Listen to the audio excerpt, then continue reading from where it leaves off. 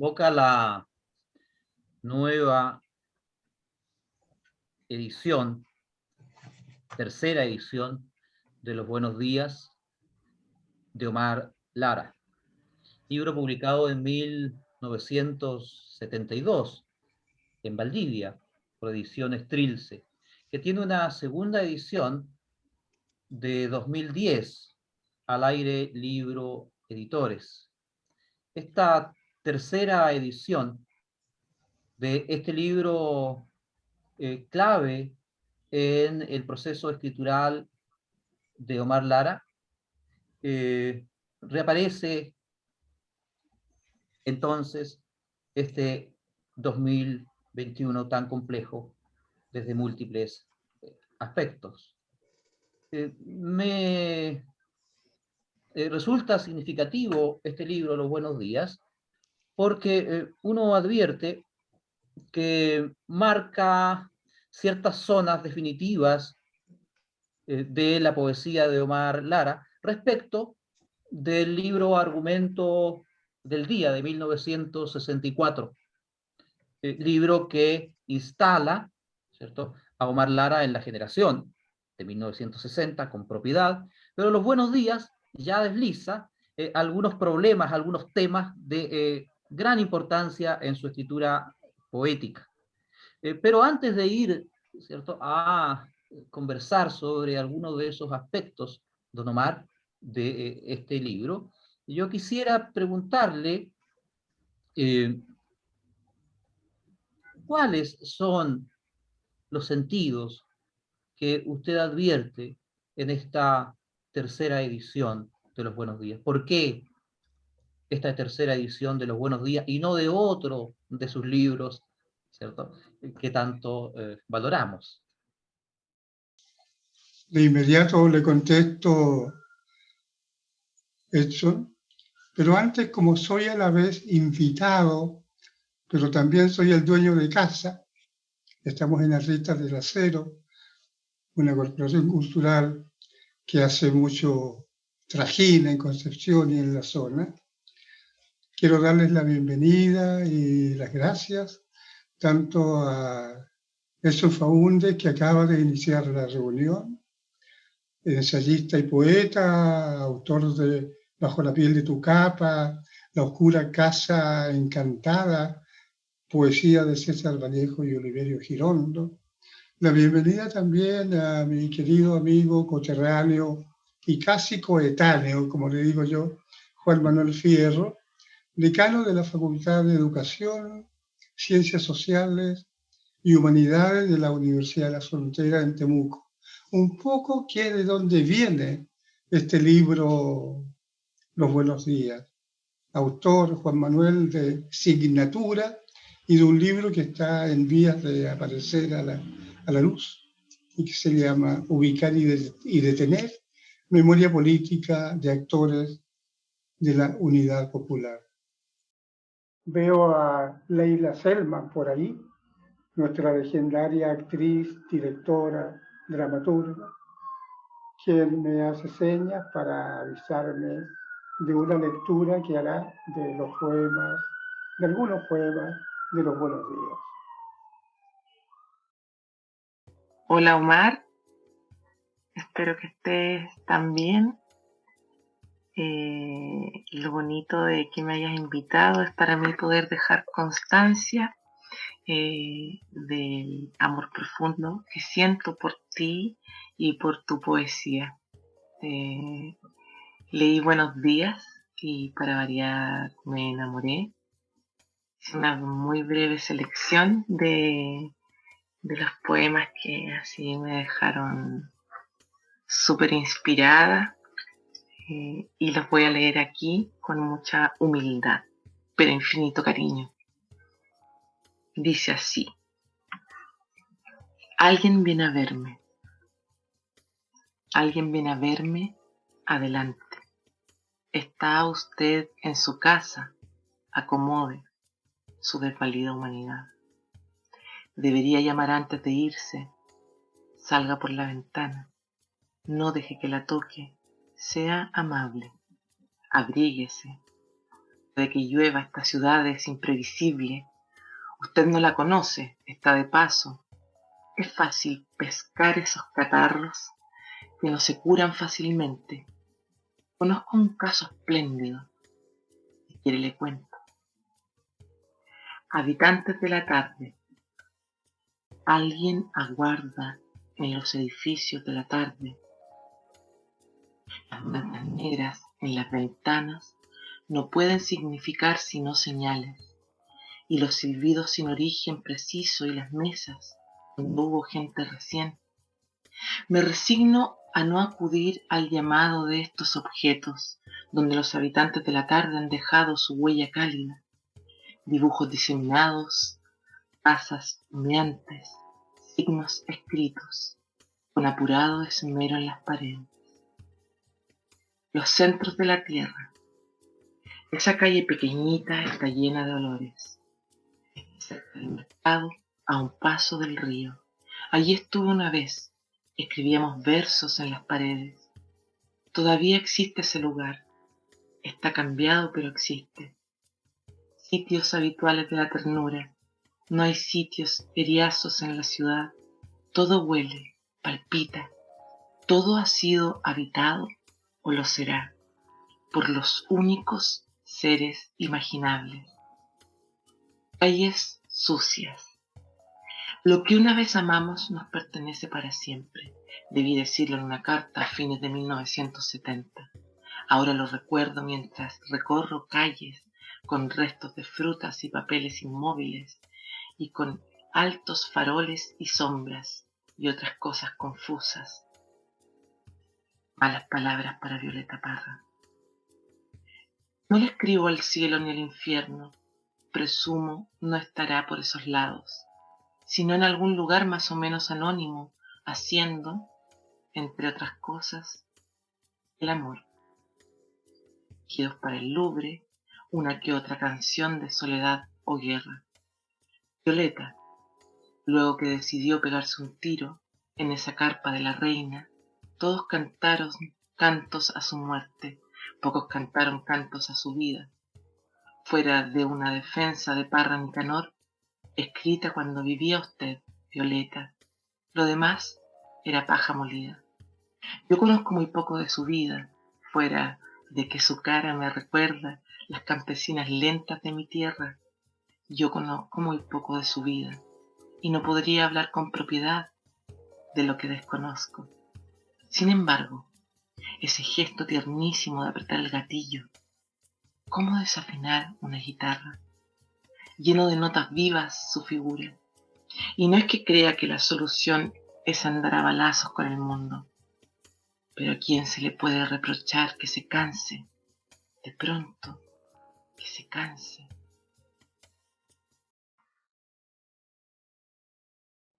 ¿Por qué no? Hay motivos. Por una parte alguien me decía, pero ¿cómo se te ocurre publicar un libro que se llame Los Buenos Días en estos tiempos tan malvados y tormentosos? Ahí me doy cuenta yo de la contradicción, ¿no? Pero me la saqué diciendo que justamente quiero exorcizar este tiempo indigno con un título que se llame Los Buenos Días. Y volviendo a lo que tal vez había pensado antes, Los Buenos Días para mí es un libro muy significativo. Yo creo que es uno de los libros que más amo. Un libro escrito en la posadolescencia, después de publicar un librito que se llamó Argumento del Día, que merecería incluso un pequeño capítulo de palabras, porque fue muy curiosa la edición, la publicación de Argumento del Día, mi primer libro, escrito a los 17 años, pero que lo publiqué ya viejote cuando tenía 21, y que tuvo un destino muy simpático y muy atractivo para mí como su autor. Aprovecho de decir, a propósito de eso, que eran tiempos en que un libro de poesía era comentado por 5, 10 o 15 comentaristas de revistas o diarios. Ese humildísimo libro, por ejemplo, fue comentado por Hernán Loyola, por Vicente Mengó, por Luis Íñigo Madrigal, por Jaime Concha, entre los más conocidos, y por muchos otros. Bueno, me dediqué un poco con esto del tiempo, tal vez por la arrogancia de haber tenido un librito inicial, primerizo, que fue recibido tan amablemente por la crítica y por mis amigos más cercanos, claro. Pero contestando ya más específicamente la pregunta, lo primero que les decía es porque yo amo ese libro, porque creo que es un momento importante para mi propia poesía y que se integró también lo que se estaba regularizando ahí como la poesía de la llamada promoción de los 60. Había una constante que podía ser extendida a todos los poetas de ese momento. Fructuoso Pérez incluso publicó un artículo en que hablaba de el poema breve como constante y unificador de lo que es esta generación. Claro, en ese libro la mayoría de los poemas son libros, son breves. Gonzalo Millán había publicado Relación Personal. Manuel Silva también tenía entre manos Lobos y Ovejas, y así varios poetas que confluían en este modo de organizar su poesía. Esa es otra segunda razón. Y una tercera, diría yo, revisando mi currículum literario, me doy cuenta que marca, creo yo, más de 50 libros de poesía. 50, me parece casi extraordinario. Pero me doy cuenta que hay una pequeña pillería, tal vez, y es que la mayoría de esos libros son antologías, o la mitad son antologías. Entonces, también eso es un tema de conversación, la antología. ¿La antología es un libro autónomo o no es un libro autónomo? Una vez, para gran alegría mía, escuché a Jaime Concha diciendo que sí, que hay una teoría sobre las antologías que marca ese destino también del libro autónomo. Pero claro, una antología sabemos, son poemas de aquí y de allá, en fin. Entonces, esa es otra razón por la cual estoy publicando ahora esta tercera edición, y es que quiero recuperar la presencia en mi biblioteca y la de quienes quieran de libros autónomos, de libros que no son antologías. Y otra última razón es porque yo entregué este libro al Centro Cultural Trilce, que realiza muchas actividades acá. Entonces ideamos la edición de este libro, no sé si se puede ver, que es una edición especial de 50 ejemplares numerados, firmados por el autor y que se venden por suscripción.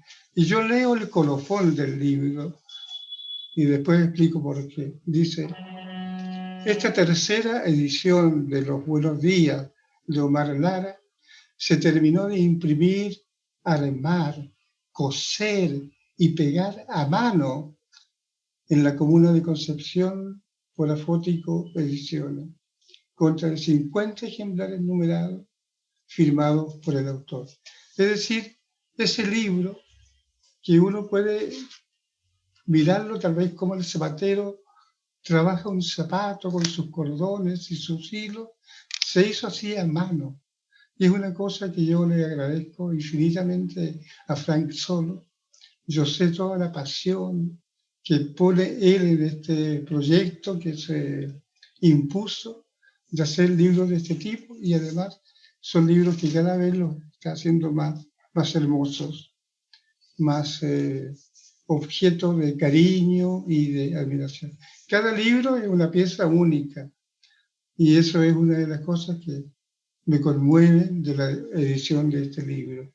Y además, por otra parte, me dicen del Centro Cultural Trilce que el libro está casi vendido en su totalidad, porque esos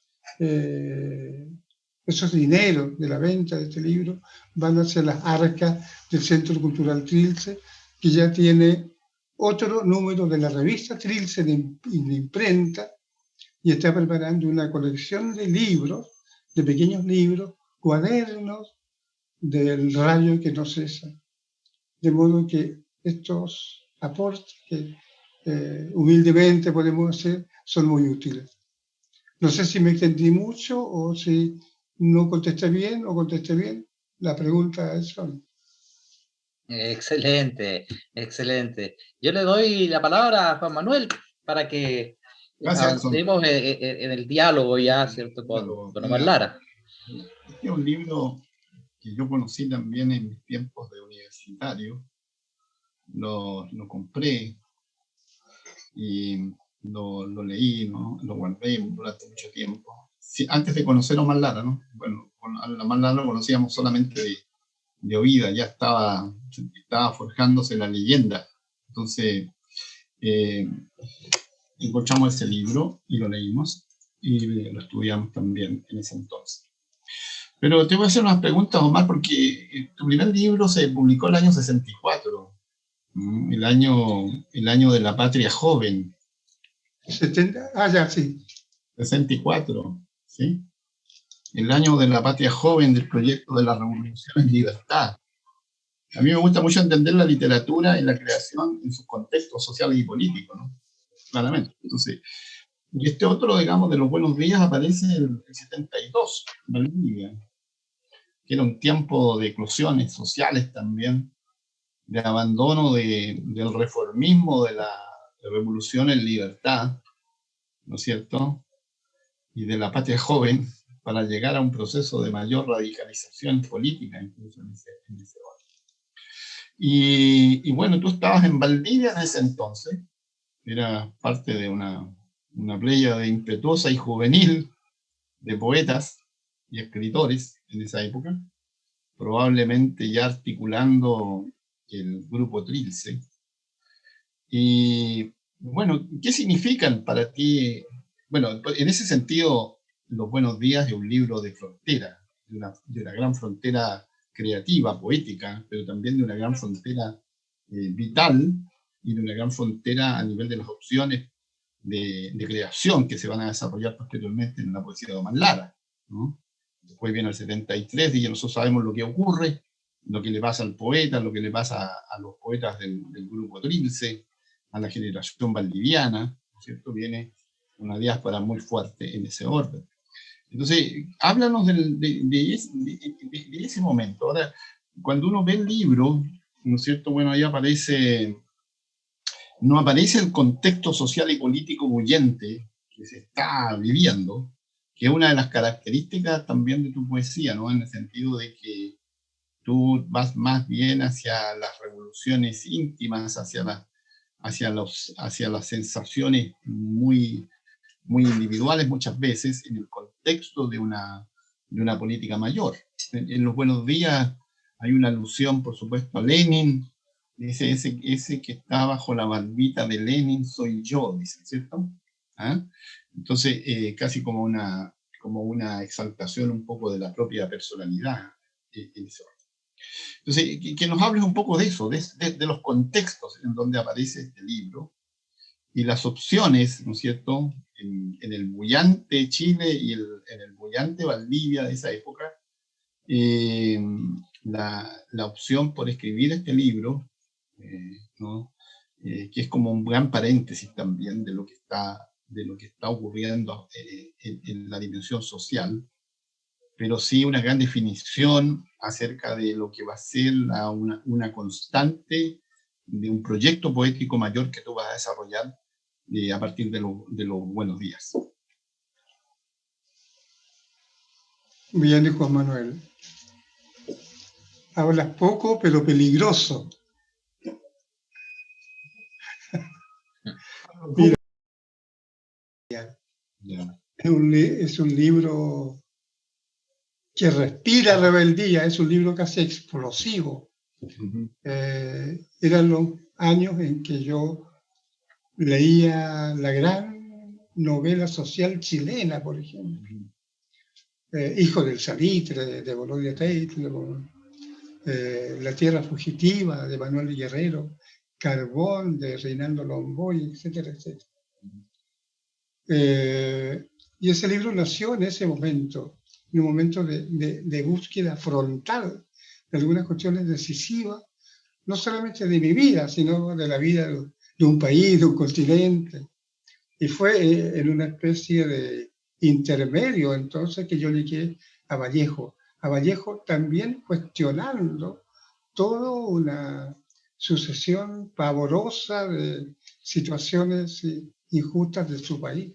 El Vallejo que va a la Unión Soviética, por ejemplo, que escribe Tungsteno, que escribe sus notas de viaje, en fin. Pero también Vallejo tenía los poemas humanos, ¿no?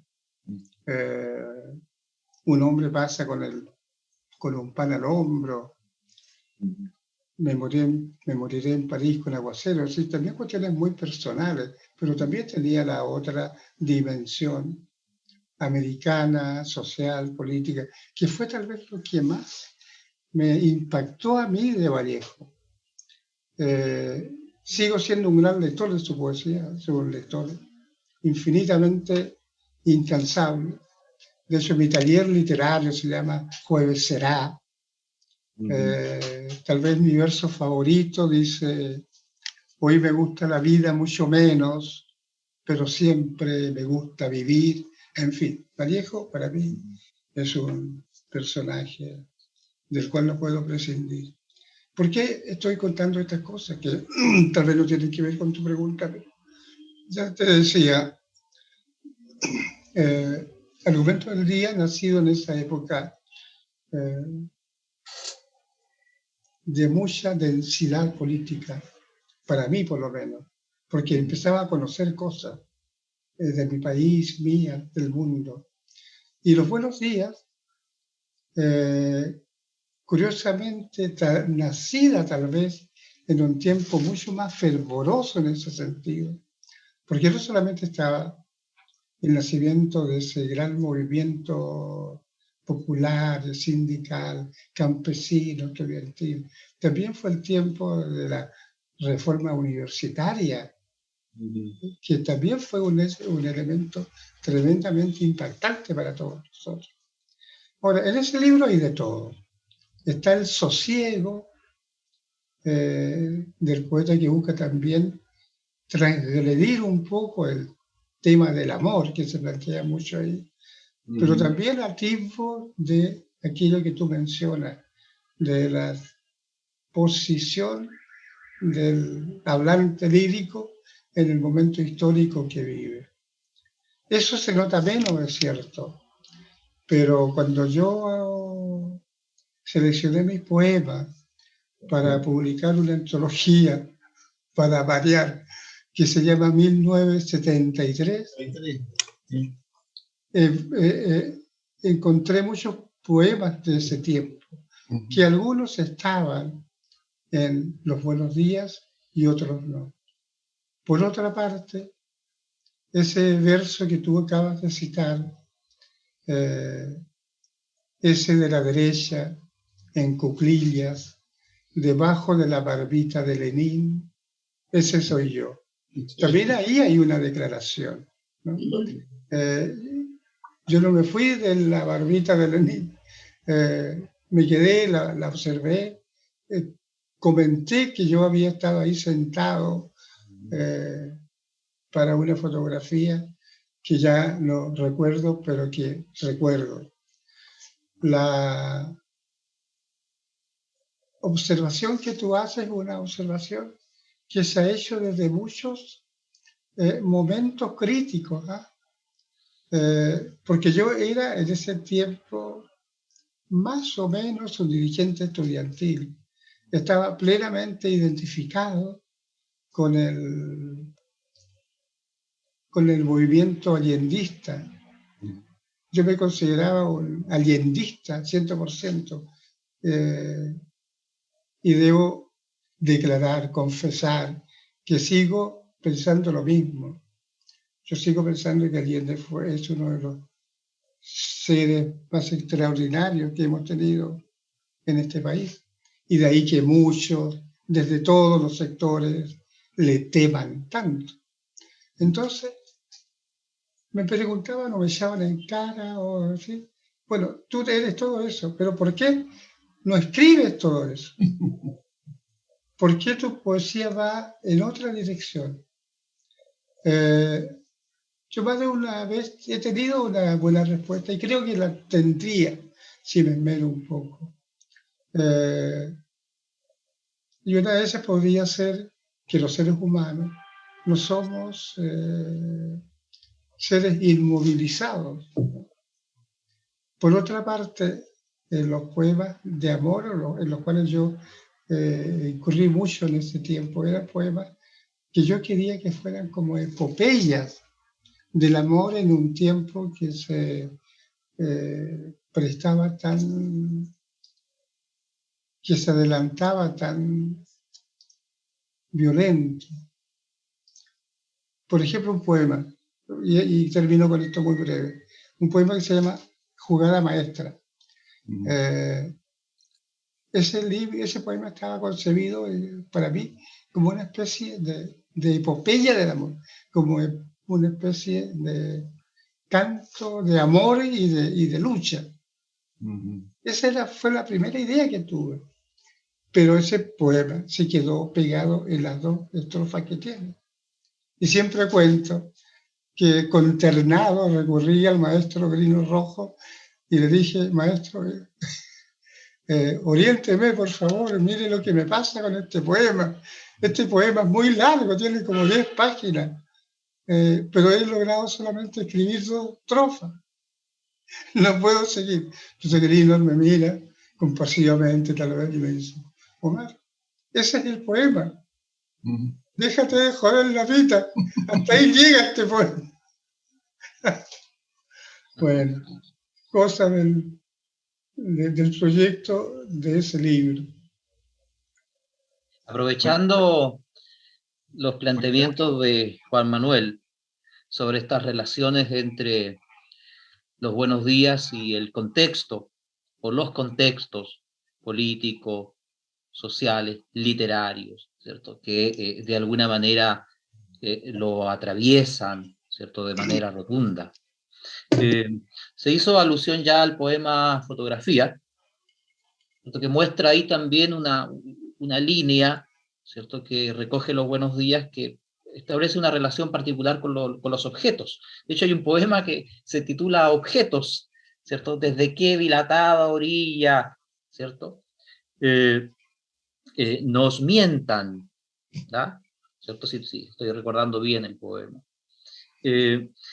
Esos objetos son una de las dimensiones de los buenos días. Hay otra que sin duda es relevante y que tiene que ver con el diálogo con los escritores de la literatura precedente. Pienso en Vallejo, pienso en Violeta Parra, por ejemplo, que están ahí también conjurados en el poema. El mismo Teillier, que está también, ¿cierto?, como un espectro circulando en poemas como Miro esta tarde que perdí, donde hay nostalgia del pasado, pero como le gustaba a Teillier también hay nostalgia del porvenir. Y este poema Jugada Maestra, donde en 1972, ¿cierto?, los lectores tienen a disposición ahí esta epopeya del amor, como dice Omar.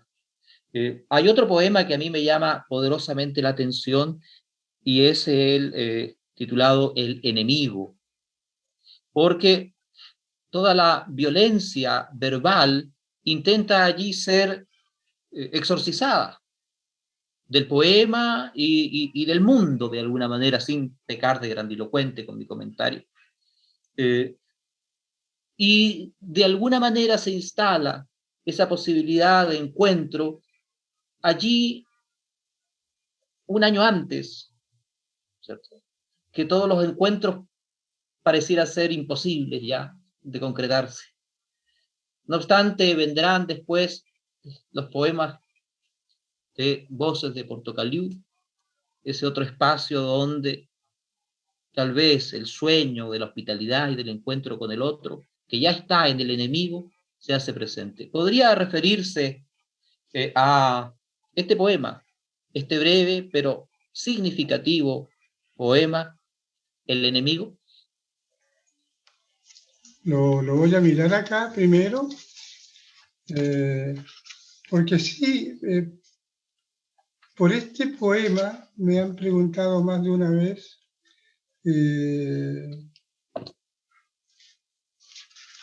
incluso se ha tejido más de alguna trama en torno a él, y yo no sé si la dedicatoria de este libro actual, la actual dedicatoria, tiene que ver justamente con ese poema. Voy a mirar la dedicatoria también porque no es la misma de la primera edición y creo que tampoco es la misma de la segunda edición. Y sí, usted menciona ese poema Objetos, pero también hay otros que se han mencionado en numerosas ocasiones, como son asedio, poderío,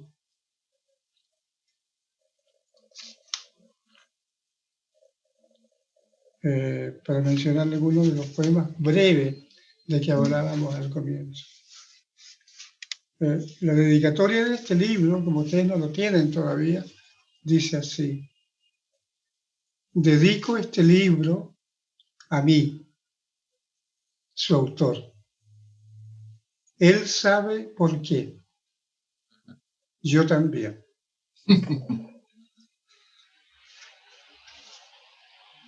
Y el enemigo dice: es cierto que estoy prisionero de algunas palabras precipitadas y terribles que proferí a propósito de alguien con quien feroces nos herimos y al que abrazaría de inmediato si lo tuviera a mi lado.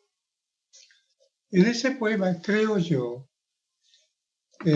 los actores salientes de la historia no es mi corazón, no es mi gesto, no es la historia de lo que ocurrió, sino las palabras. Yo creo que está concebido como una especie de devoción a las palabras, que las palabras son lo único que pueden resolver aquello que tal vez con las mismas palabras cometimos.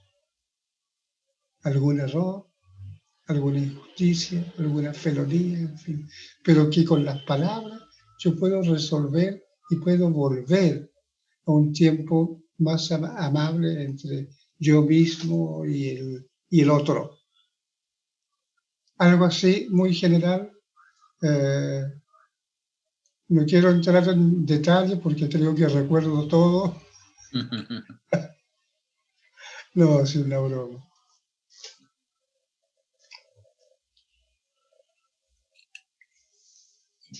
Sí, Juan Manuel, Sí, le cedo la palabra igual.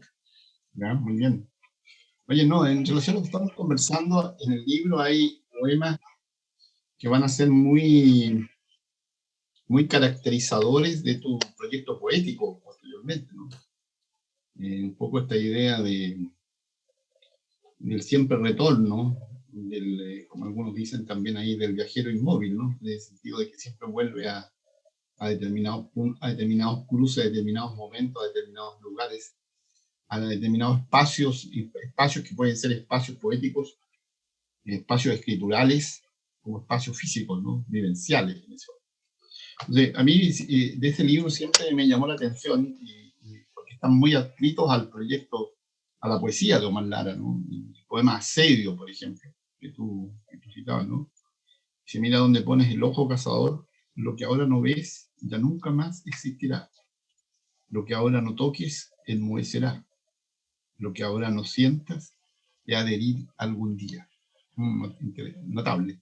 Y también el poema Calles Sucias, vale decir, ese poema en realidad es también muy, muy decidor de poesía de Omar Lara, ¿no?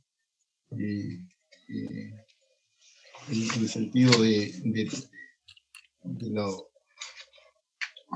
voy a buscar. No sé si tú te acuerdas de ese poema, Omar. Calle Sucia. Calles Sucias, hay ahí unos versos también. Mira, siempre recuerdo Sí, la parte final de ese poema, sí. que dice, y qué bueno que lo haya recordado, Sí. porque para mí es un verso que podría ser para mí mismo, no estoy hablando con la arrogancia de que alguien más puede hacerlo, pero para mí mismo tan significativo como, por ejemplo, Toque de Queda. El verso que dice, lo que una vez amamos nos pertenece para siempre. Que es una especie de declaración de principios, una suerte de lema de vida incluso. Y una parte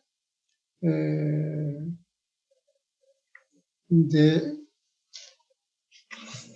Esta sí que puede ser una parte arrogante de afirmación de alguna. Pero yo tengo muy claro el sentido de este verso. Como cuando escribí en otro librito ya más reciente, los versos, el amor es eterno. Quien diga lo contrario no sabe del amor, no sabe de lo eterno. Son también versos que pueden parecer como discursos de apertura de alguna unidad reformativa, pero no, yo siento la verdad en esos versos, tal como ocurre en Calle Sucia. Ahora, como te dijera, esos versos son versos que pueden estar en todos tus libros, que pueden estar en todos tus poemarios. Son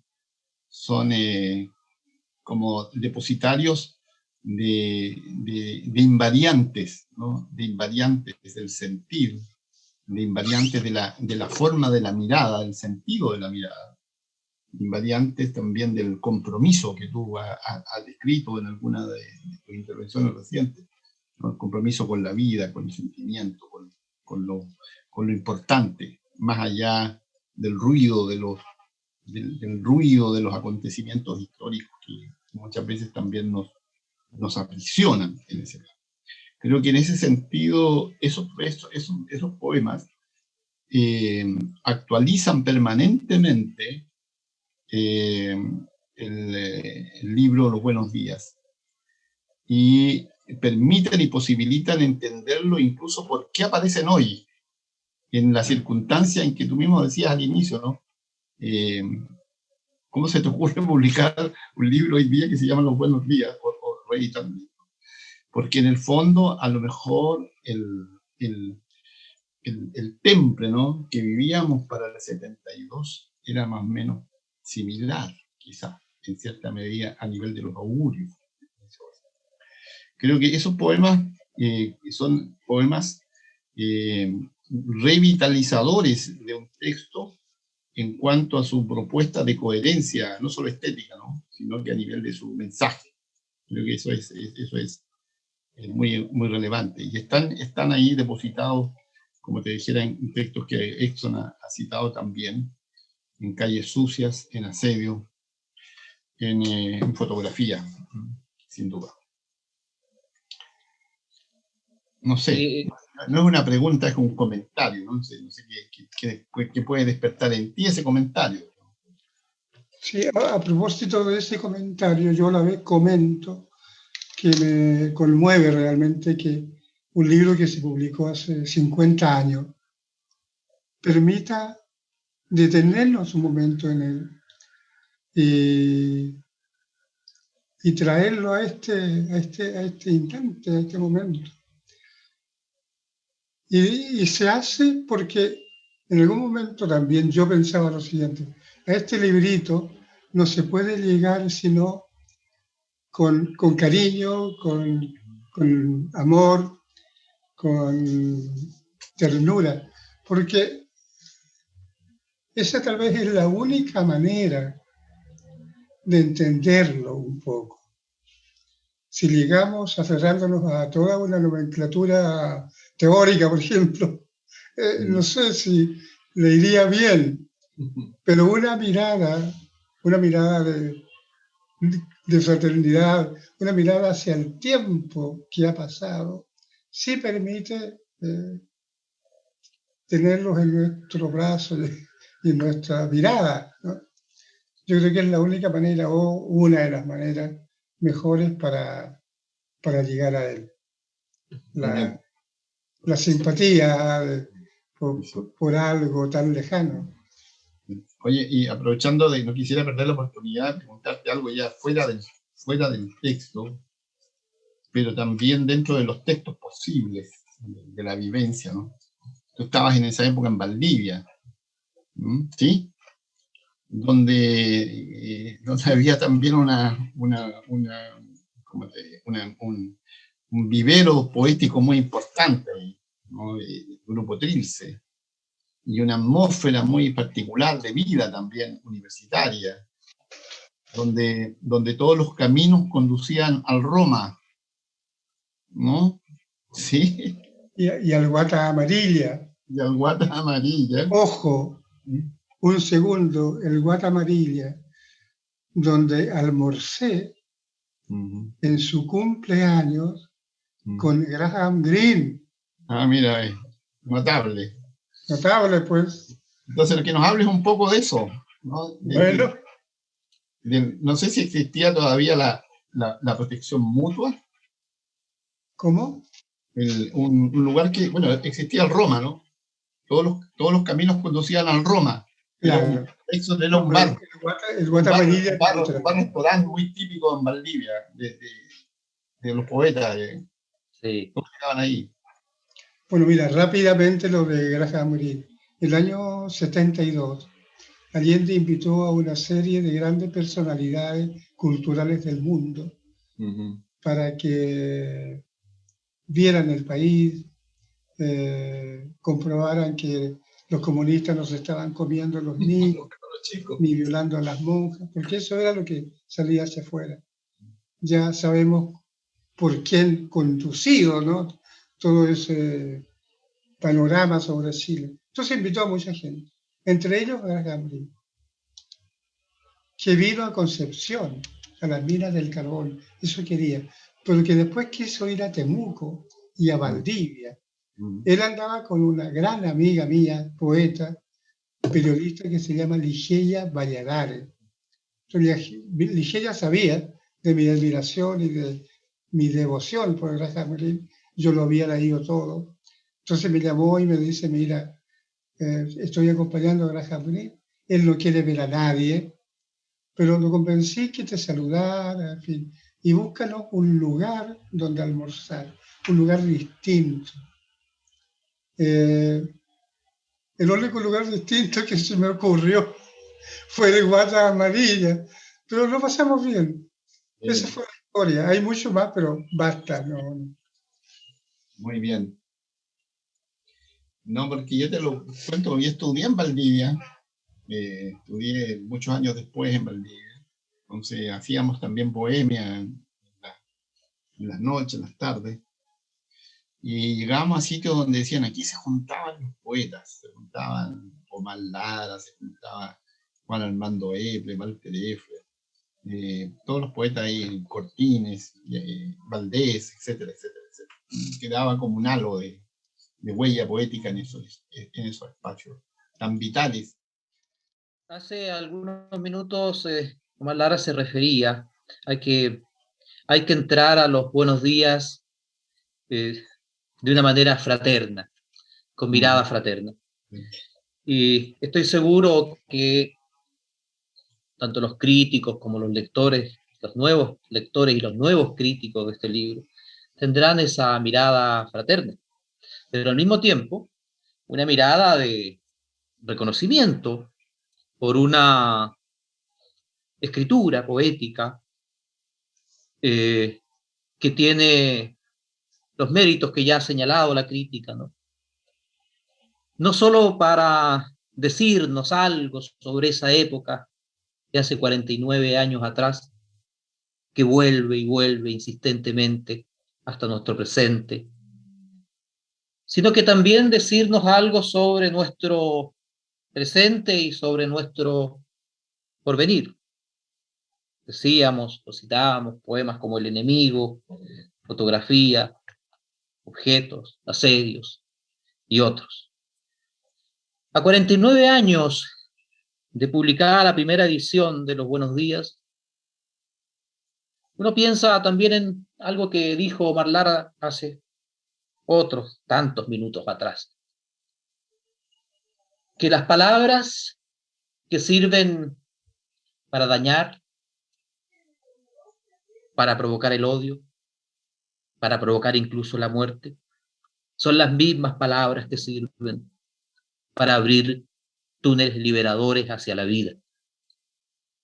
Y esa es una convicción que está en el poema El enemigo y en Los buenos días. La palabra como forma de resistencia, la palabra como posibilidad de despliegue de vida allí donde pareciera que a veces solo vemos muerte. A 49 años de la edición de Los buenos días, Omar, yo le pregunto si esa convicción, que es una convicción sobre la poesía realmente, se ha mantenido hasta el día de hoy con la misma fuerza estética y ética que irrumpe en Los buenos días. Usted, don Nelson, me ve sentado acá, tranquilo, pero la respuesta para que yo esté sentado tranquilamente acá está justamente en lo que usted acaba de preguntarme. La palabra me mantiene así y me mantiene aquí. Son cuestiones que siempre rondan en nuestras reuniones del taller. Yo llego al taller preguntándome, ¿pero qué es eso de la poesía y de la palabra como pilares de la humanidad y del ser humano? Veamos hasta dónde llega esta verdad. Y al final, después de agitarlos muchos en el asiento y en la cabeza, no nos queda otra que decir que, por cierto, así es. Es una manera misteriosa. Difícilmente yo podría explicarlo por qué ocurre. Pero esta palabra, esta poesía, que al final se instala en nosotros y en el otro y en el espacio que ocupamos con aquel otro como una especie de diosa, no puede mentir. De modo que lo único que puedo decirle es que, claro, en ningún momento creo que yo tal vez habría abandonado la poesía, como dicen algunos, pero la poesía está ahí, están las cosas, que fue otro tema que desarrollamos en algún momento en el taller. ¿Y qué son estas cosas? ¿Por qué creemos que nos están susurrando algo? Interroguémosla, busquémosla. Y así tuvimos un pequeño capítulo de búsqueda de la poesía en las cosas. Y eso de la poesía está en las cosas, ¿quién lo dijo? ¿Neruda? No recuerdo bien. Pero las cosas es una manera de decir que está ahí en todos los lugares. Sí, tal vez eso está también en el verso de Vallejo, del cual dije que es una especie de lema. Un lema un poquito tristón, tal vez amargo, tal vez un poco desencantado, pero que se alza fuerte al final de todo, ¿no? Y hay que ver por qué lo dijo Vallejo y en qué circunstancias y cómo ese lema fue ganando terreno, espacio, sustancia, respiración, sangre en toda su vida. Hoy me gusta la vida mucho menos, pero siempre me gusta vivir. Yo creo que son las palabras que hay que afianzar y enfatizar. Muchas gracias, Omar, por la poesía que nos has regalado durante tantos años. Y especialmente por los buenos días. Y aunque ya es tarde, me permito decir buenos días. Desde Cuba nos están saludando dos trovadores de lo que ellos llaman el Trovuntivitis. Trovuntivitis, la trova de Santa Clara, ciudad hermana de Concepción, desde donde nos llega la voz de Yaima Orozco y Mique de la Rosa. Adelante, compañeros.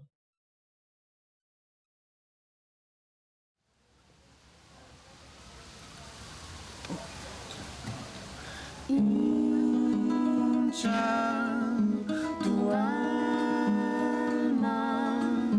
con rondos de olas, con calma y luces de estrellas y nubes de sal.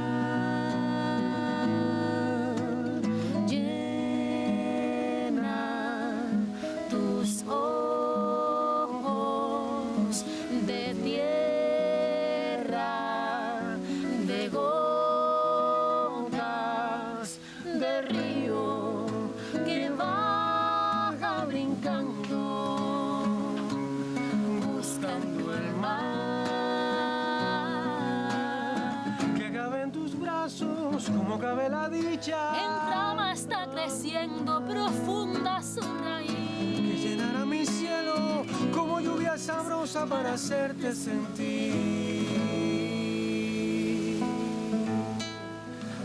vida, vida,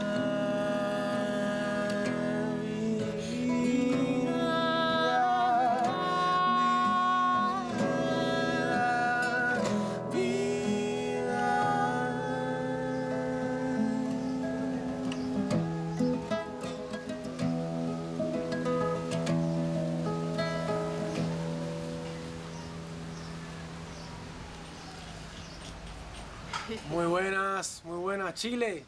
Aquí venimos a hacer fiestas y a pasarla rico. Yaima Orozco, Migue de la Rosa, y estamos encantados de hacer esta canción para este colectivo chileno que está presentando. Está presentando un libro, Omar Lara, este poeta y escritor de su tierra. Para nosotros es tremendo placer estar en esta presentación, que es un libro que Los Buenos Días, que se presenta por tercera vez. Me ha sorprendido que su primera edición fue en 1972 y que muchísimos años después se vuelve a editar y vuelve a salir al público. Nos encantará tenerlo y leerlo. Estamos hoy invitados a esta presentación gracias a nuestra amiga Liani Bento, que es una poetisa también de nuestra ciudad de Santa Clara. Así que para Omar Lara, para Liani, para todos los poetas, un abrazo desde Santa Clara, desde el patio de nuestra casa. Encantados de estar. Y bueno, en tiempo de pandemia ha tenido que ser así esta presentación. Un abrazo para todos y muchas gracias otra vez. El patio de Caracabey.